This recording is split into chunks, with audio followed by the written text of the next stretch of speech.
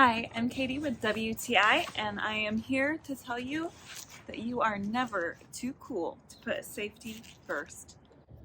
When I go skating in the park with my kids, I like to make sure that I am all geared up and ready to go. So I like to keep my knees, elbows, and especially my wrists protected with this set.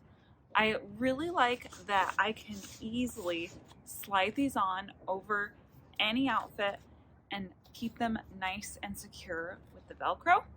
As a mom, I don't have time to have a busted up knee, busted up elbows, or a broken wrist. I just can't deal with it.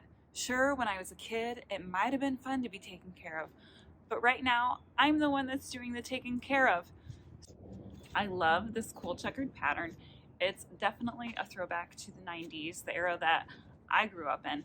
And I love that I'm still very comfortable while skating. Most of us wouldn't dream of crawling on concrete, but with this dark lightning safety gear, it's okay. I've said it once and I'll say it again. Safety has never looked so cool. So do yourself a favor, protect your knees, elbows, and wrists, and get yourself a set of these dark lightning pads. But that's just my point of view.